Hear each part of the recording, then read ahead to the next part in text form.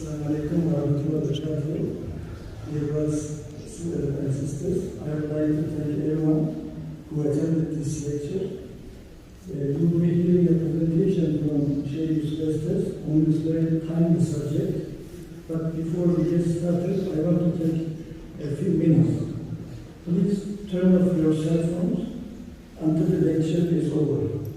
We need everyone's best attention and thinking so we can utilize this time most effectively, inshallah. There will be 1 hour lecture by Sheikh YUSUF Estes and followed by a question and answer session.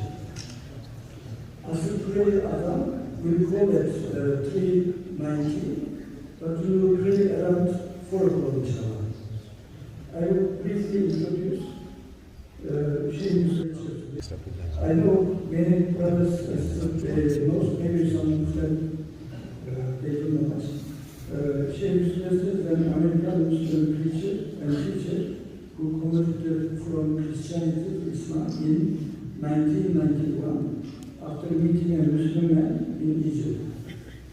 He was a Muslim chaplain for the United States Bureau of Prisons from 1994 to 2000.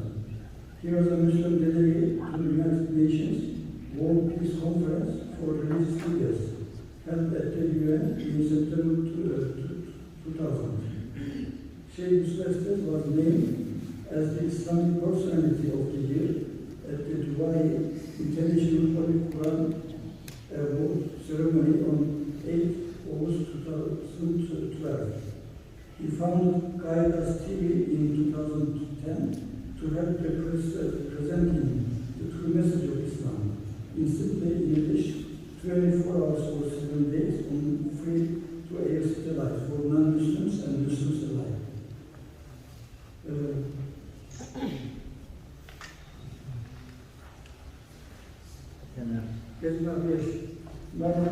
I'm going to say this will be speaking of on the importance of doing Dawah to non-Muslims.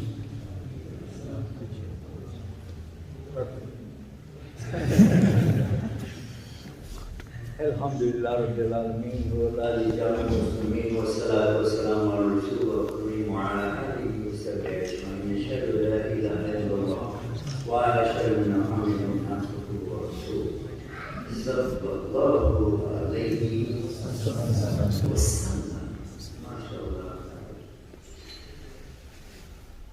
Al-Quran al-Kareem, Allah subhanahu wa ta'ala كنتم خير أمة أخرجت للناس تأمرون بالمعروف وتنهون عن المنكر وتؤمنون بالله. How many of you heard this before? Not everybody knows. There is more. This ayah, this is only half. Anybody memorize the whole Quran? How many? Huh? You know that this, huh?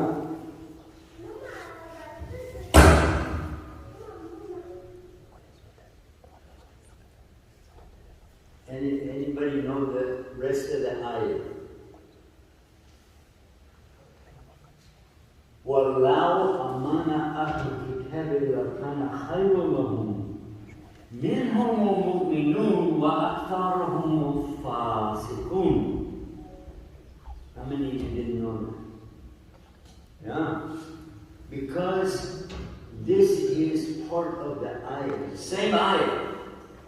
كنتم خير أمة أخرجت للناس تأمرون بالمعروف وتنهون عن المنكر وتؤمنون بالله والله أمر أهل الكتاب فأنا خير لهم منهم مؤمنون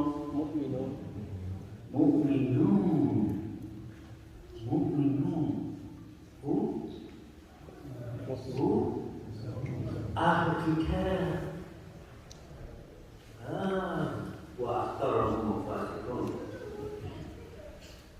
This means that whenever we talk about something in the Quran and you don't even say the whole ayah, it could give the wrong meaning. You could think it means something else.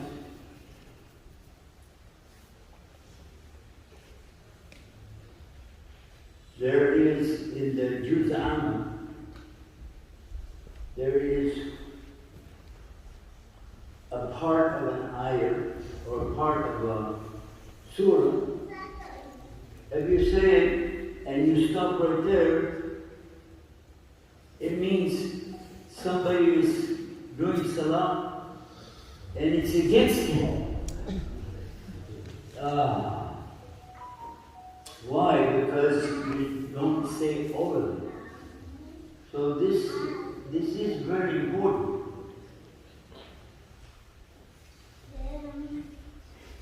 Non-crime.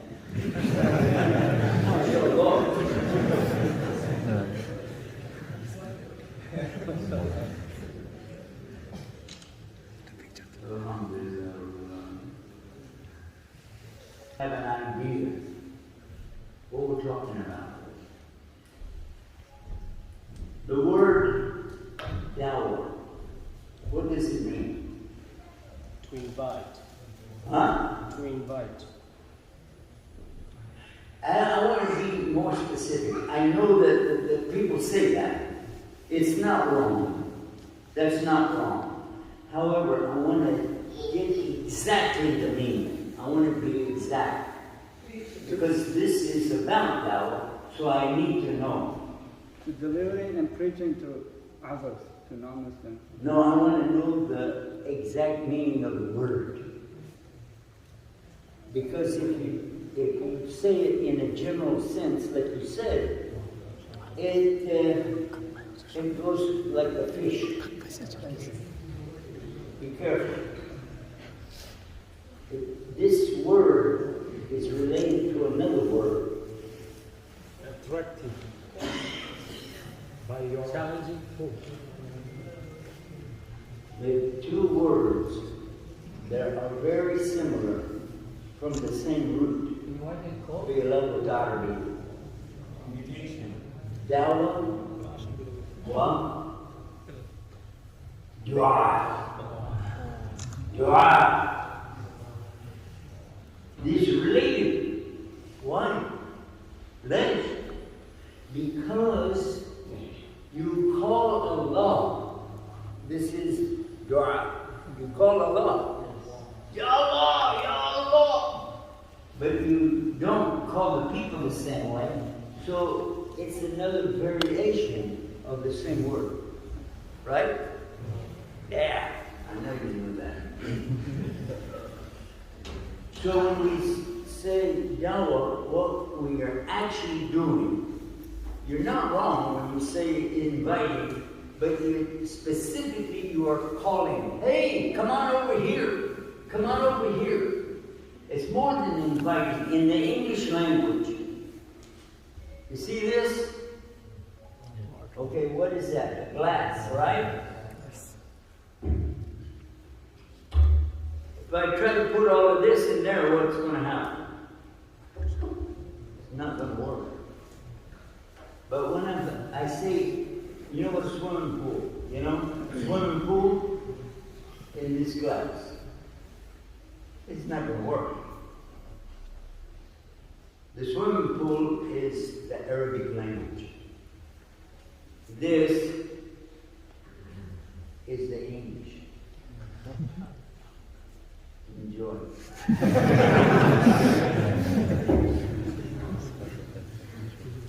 So, I want to be is that I'm supposed to do.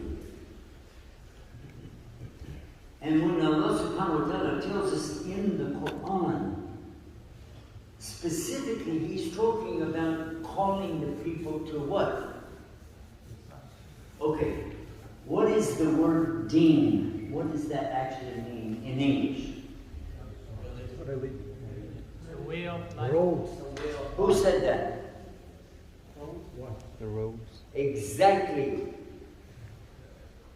30 years ago, when I came into Islam, nobody gave that answer. They would always say religion, religion, religion, religion. Islam is not a religion. When people say man-made religion, I don't want a man-made religion, do you? So, okay, throw it away. That is one of the things that we use when we talk to an atheist, mulhid. What do we tell him? You don't want a man-made religion? We don't either. I want my way of life from Allah. I don't need something made up by a human being. And I don't blame anybody who said that. If he said, I don't want a man-made religion, okay. Me neither. And if they say, I don't want an organized religion, hey, Muslims are the misorganized group on the planet. Right? We're never organized. We're never on time either. Except for Salah. I think that when we're talking about calling people to Islam, I think most of us have an idea. But how important is it? This is what the subject really is. How important is Dawah? I've heard some people, even in Saudi Arabia, just a couple weeks ago. And, last week, I heard an Arab come up to me, and he said, this is not the time for Dawah.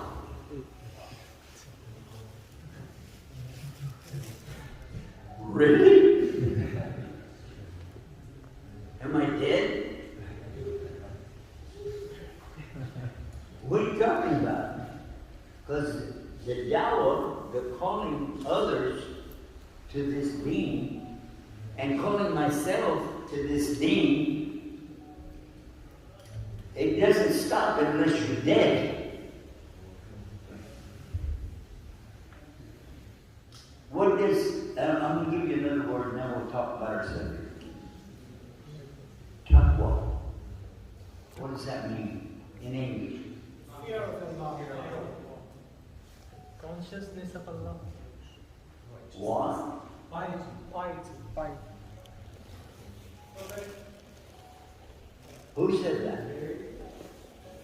Say it again. Protect. Obey. Very close. Taking precautions. Okay. Anybody knows about the games that you can play on the phone? Huh? Anybody? Who knows about those games?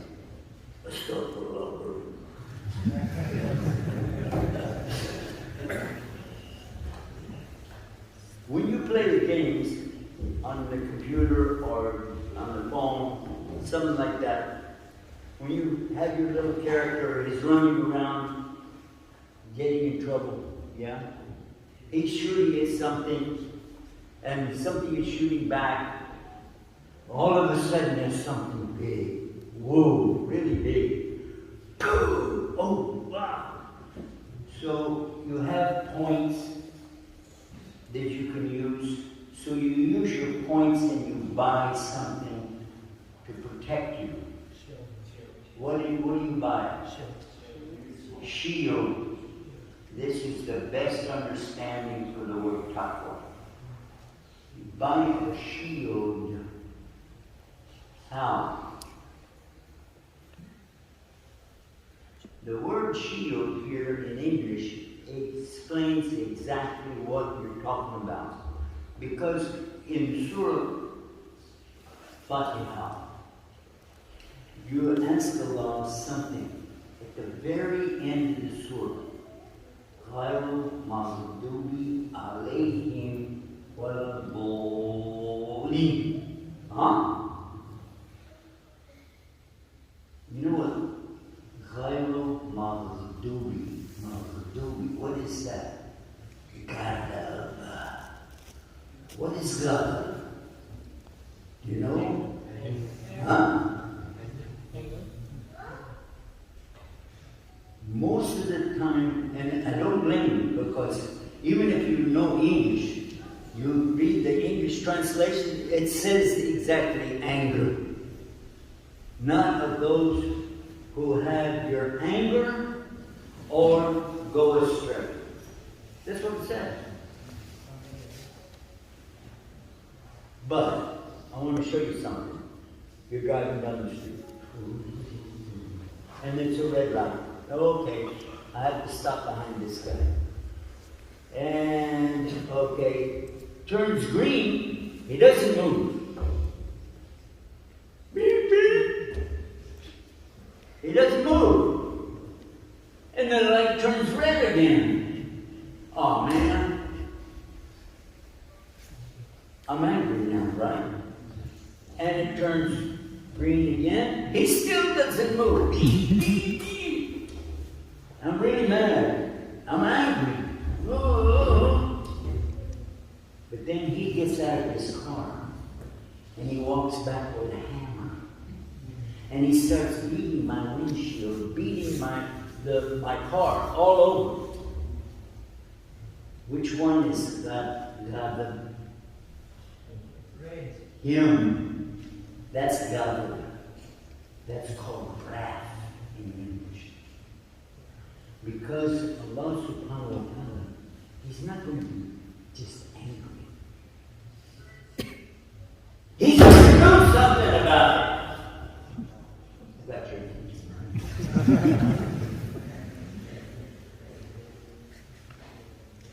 Sometimes I want to do that in the Jumu'ah, but when people are falling asleep.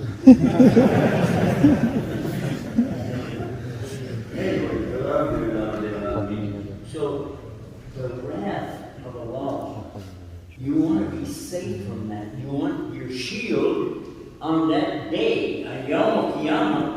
You want to be shielded against Allah's adab.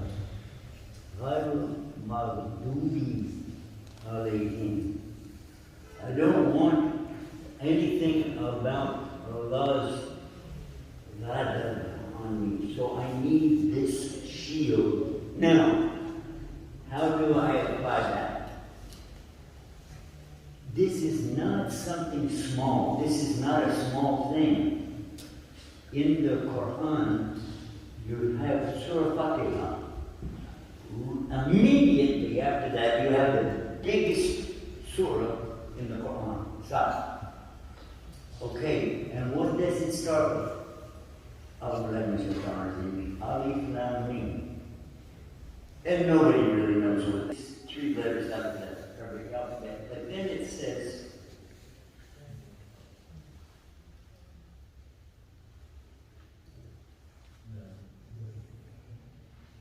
what does it say in Arabic? Alif Lam Mim.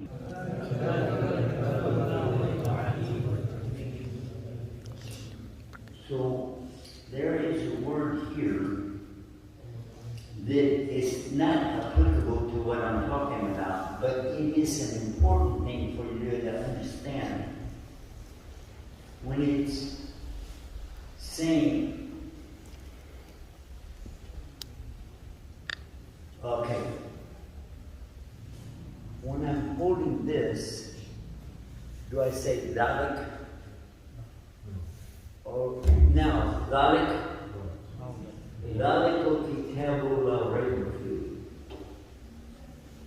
If I'm holding it, why did I say dalik? Hada. Yeah? Dalik. What does it mean? By the way, some extremists They put a website against me. I said that. Because they know the English, but they don't know the Arabic. So they put a website.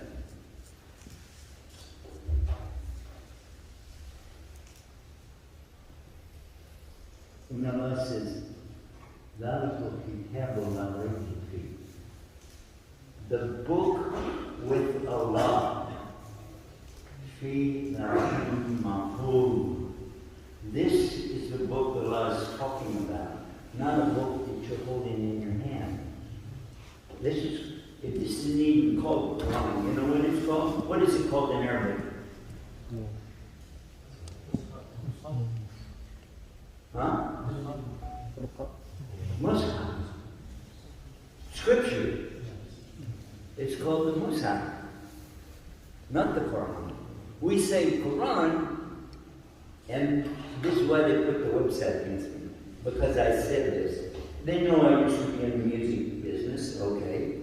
And I said, we used to sell paper that has the musical notes written on it. We said, you want to buy some music today? We would sell them the paper. But listen to the paper. Do you hear anything? No. If you listen to the book in your hand, do you hear anything? Even if you go like that, that's not the Quran, is it? So, what is the very first word in the Arabic language coming to the Prophet ﷺ from Jibreel alayhi salam? What does it mean?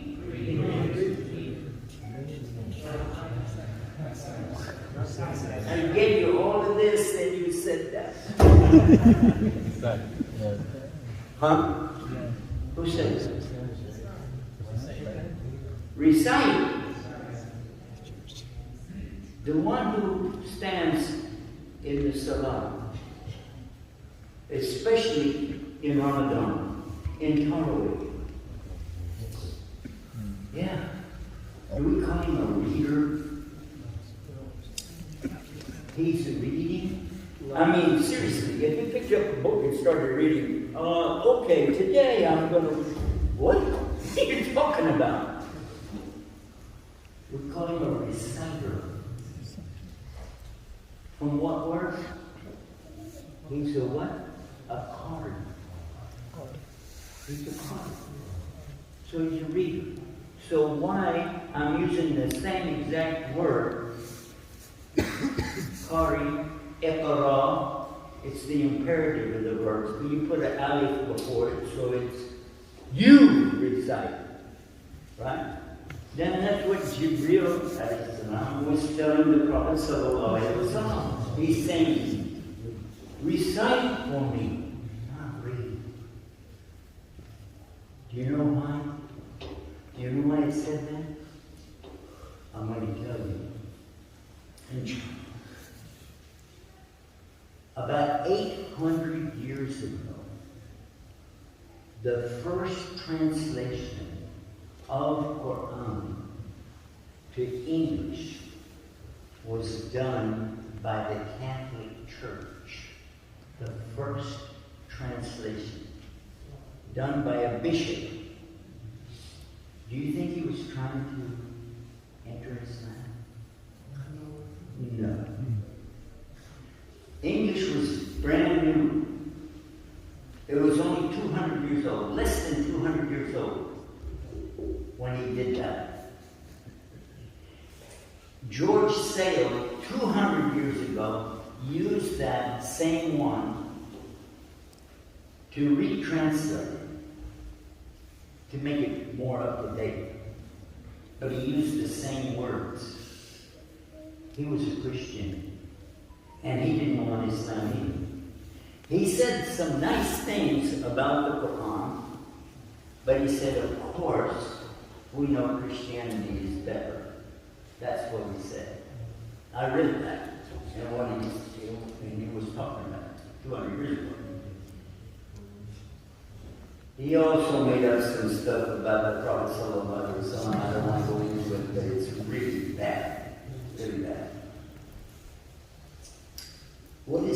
importance of knowing that because they use that and many other things to say that we can prove the Quran is wrong.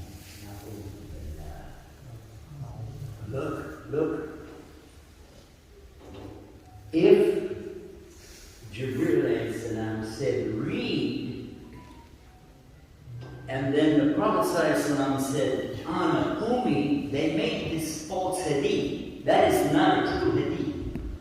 The Prophet he said, Ma ana bikari. He said, I'm not a reciter. I'm not a reader. No, he said, I'm not a reciter. And that is what they use to say, well, it looks like the angel was getting mad at him. Grabbed him and said, I told you to read. And then, I you read. But he never learned how to read. So we proved the Quran was wrong. Because even he didn't know how to read. So, what's the big point? From the very first word. See it? You get it now, huh?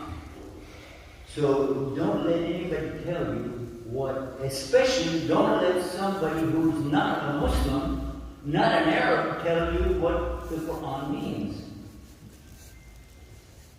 If you rely on translations, you don't know what the Quran really said. You don't. You can recite it, but you don't know what it means. Even if you think you do, it's better to go to the scholars of the Arabic, not just an Arab, but the scholars of the language Arab. Because when you do, you'll be so surprised. One thing after the other, after the other. And by the way, I'm not a scholar at all. I'm just your brother trying to help share the message of Islam with non-Muslims. So, but think about it. If we are already off that much, see how easy it is for them to say to their people, oh, we'll be nice to them, but when you get back into the church, we'll tell you what it really said. And they admit to it because they're using translations.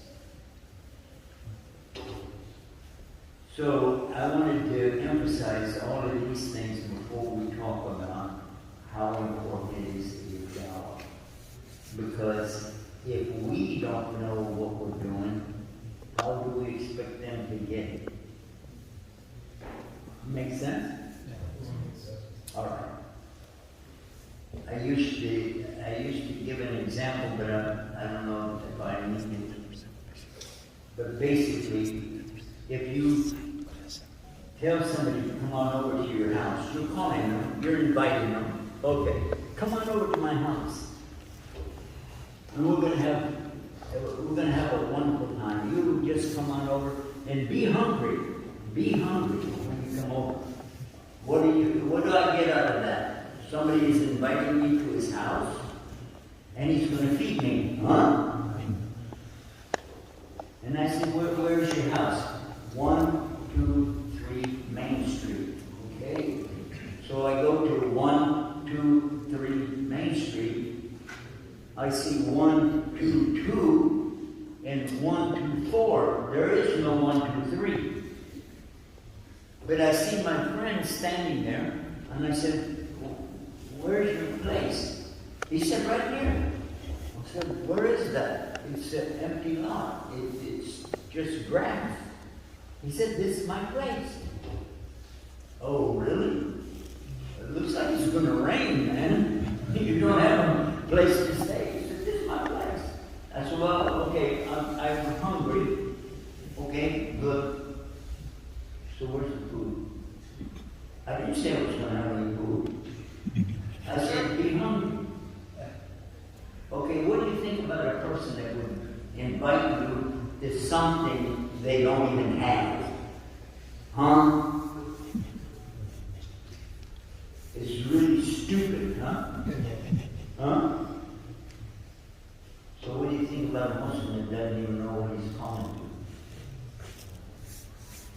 this is exactly what they use. So, if somebody doesn't do salat, they don't fast, they don't pay zakah, they don't do hajj, the only thing they have left is La ilaha illallah Muhammad Rasulullah. And maybe they don't even say that right.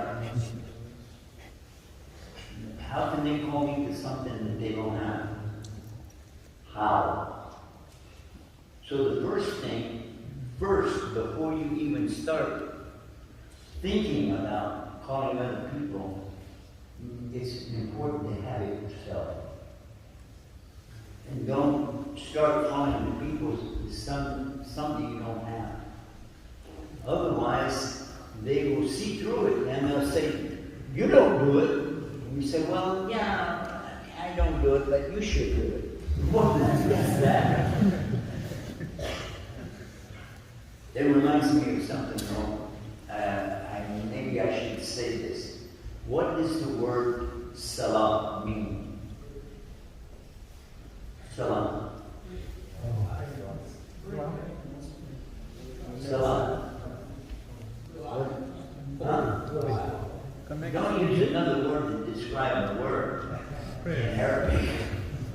What does salah mean? Connect to Allah. Prayer.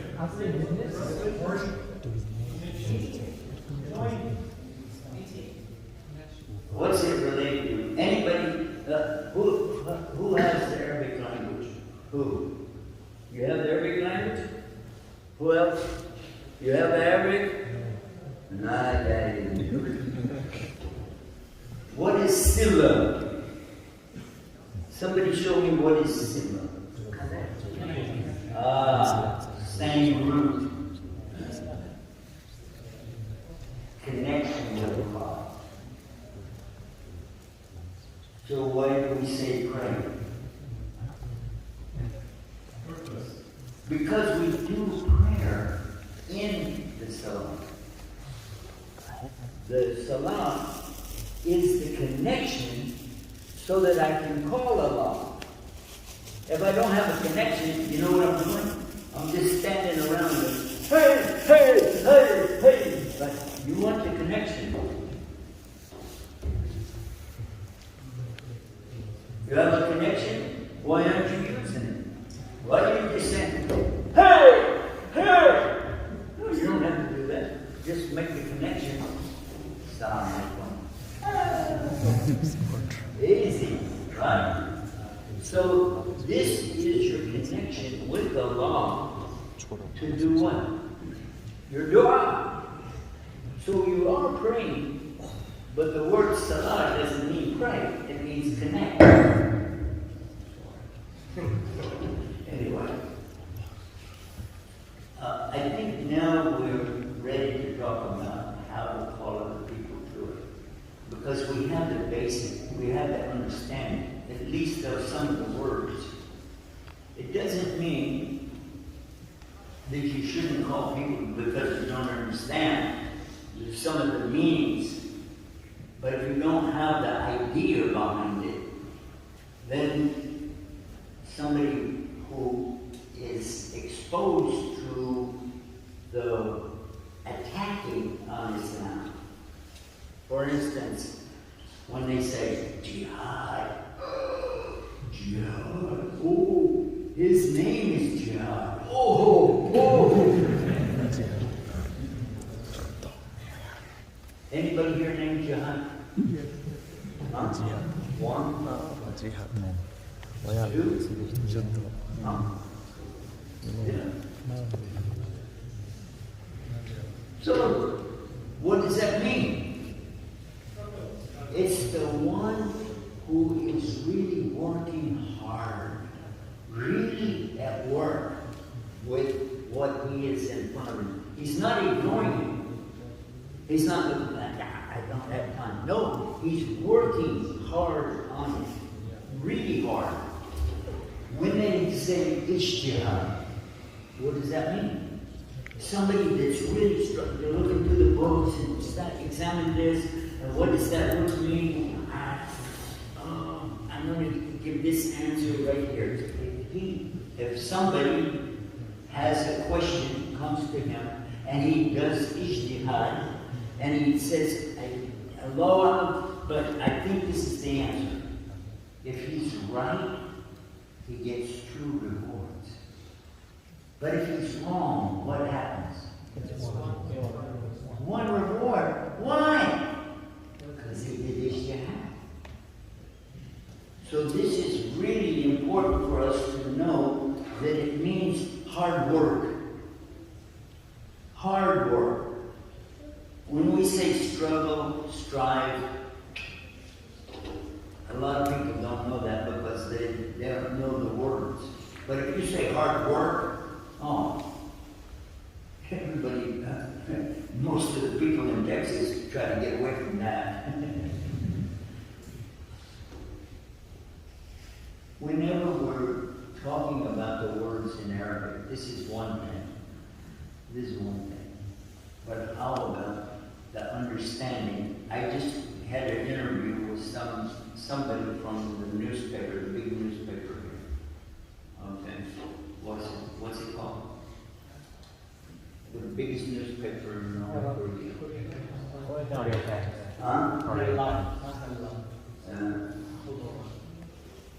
The big one. Yeah. Okay, so they came over.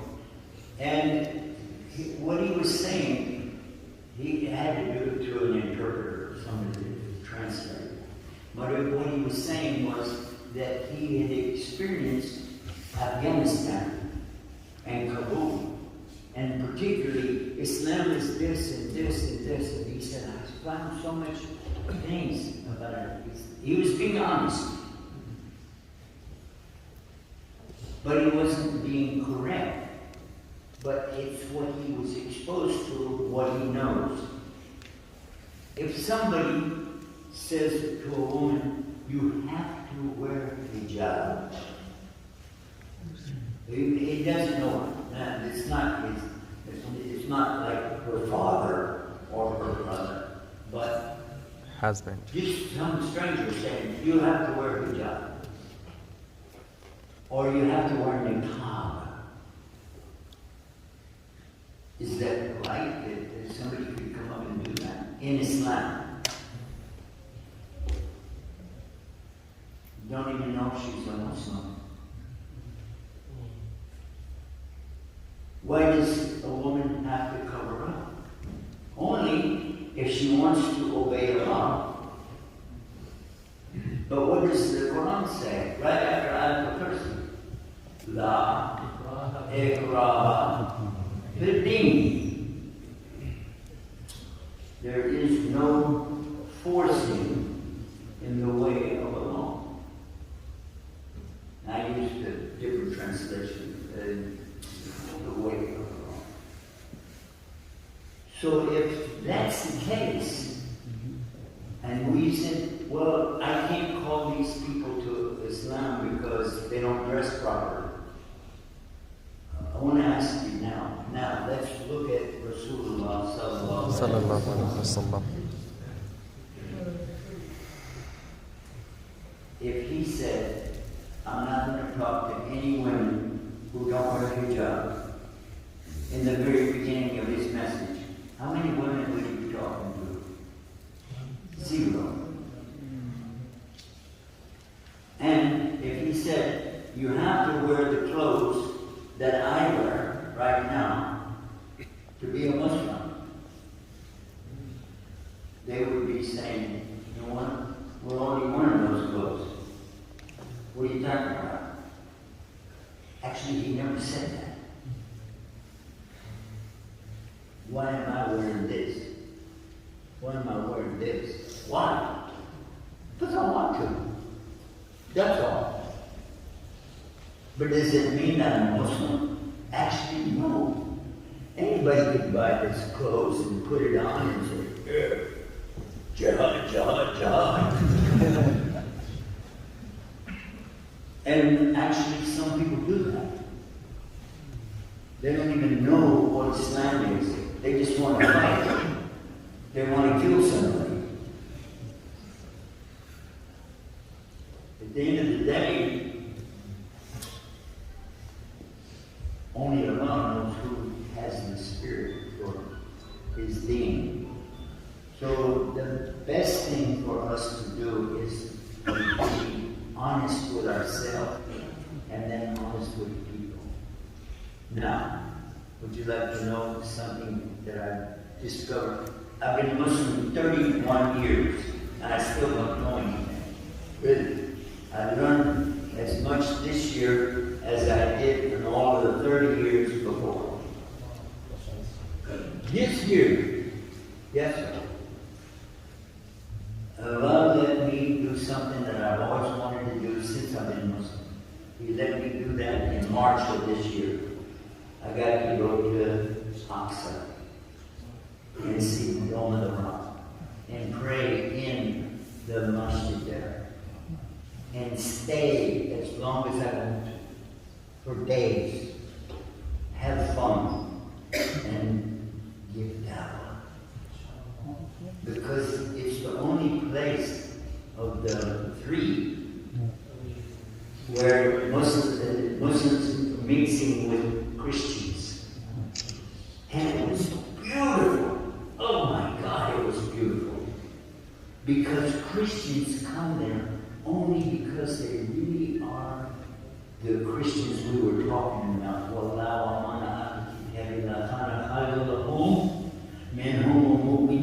These are the ones who are going there for their pilgrimage, their Hajj. And when you see them, they're soft, just almost crying. And it was Easter. And they had the big cross. And they were carrying that cross. And it passed right in front of our Dawah place. We have a Dawah place there. And I was watching the cross go, and I said, "What's that?" And brother told me, "It's a salim." I said, "Huh? What? They still do that?" He said, yeah, every year.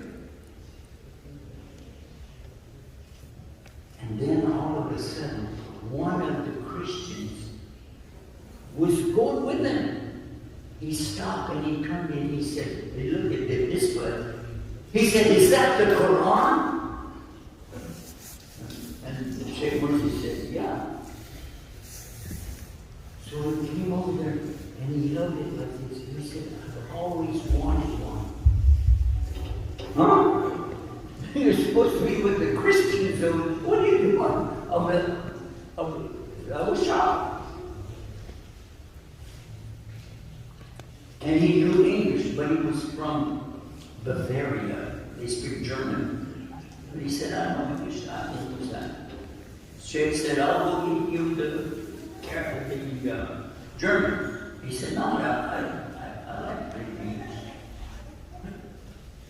And when he started talking to him, and then he motioned for me to come over, and then he said, "You don't talk to this guy. Take him inside. Take him, show him." And I thought, well, he's going to want to go catch up with his friends with the salim. He didn't care. He had the Quran. I said, "How do you know about this?" He said, "Because I was with some Arabs from Egypt. And he said they were so nice. And I want to know what the Quran teaches them to be so nice."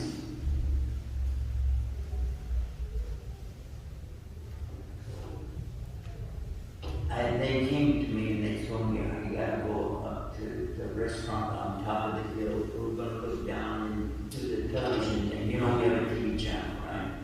So I didn't want to leave the guy because I want to get shot at or somebody today. So I asked him, "Are you hungry?" He said, "Yeah." I said, "Well, why don't you come with us?" So he went with us. And when we got up there, it was so beautiful. It's like being up here, and you look out there at when you walk out on the thing, and you say, "Oh," like that. Only imagine you're looking down on the Blue Mosque, the Masjid Aqsa and Dome of the Rock. It really is beautiful. And he was looking down on it. And I pointed out, I said, "This is the church over here, and this is the masjid over there." And he asking 3 questions. 3 questions. Because Allah put this in my heart as we were going towards Aqsa. Ask 3 questions. So I asked him, first question, is there really a God? Really? He said yes. So this is the first question. Ask somebody, is there really a God? And if they say yes, okay, this is somebody that at least they know that there's a creator. And if he said no, then just ask him, can you prove it? Most people, most of us, we think we have to prove there's a God. No, we don't have to prove anything. We already have it, the proof. Hey, hello, you're sitting there. In the college, in the psych class, Psychology 101, the first thing the professor tells you, he doesn't believe in God. And he thinks it's a joke. And he will say, is there anybody here that still believes in God? No. Why does he say that? Because he doesn't believe. Why do we have to prove to him? Then he will say, can you prove you're here? Have you ever, anybody here heard that question? Can you prove that you're here? No, it's quite impossible. Of course we can. Of course, I think. Okay. I never took psych class, but if I did, and somebody said that, I would say, you know what? You can't prove that I'm here, right? You can't prove you're there? Could you just go ahead and sign this for me anyway, and then I won't have to come back to class? Just give me an A. Look, it doesn't matter. You don't even know if I'm here. Give me an A, and I'll see you next year. Why not? Because it's stupid. That is the most stupid thing that anybody... Now, there's Jahl. But Jahl doesn't mean stupid. It means that a person doesn't know. Yeah, he has no knowledge, okay. But when somebody has knowledge and they're stupid, there's another word for that. Anyway. The idea is that if somebody says there is no God, then we can clear it up. I mean, is there a creator behind all that we see? A creator. And if they admit that, and they say, the next question, is God one? First ask the question, is there a God? And if they say yes, is God one? That's real important. Because if they say no Trinity, or if they say no, like the Hindu, oh, God is everywhere.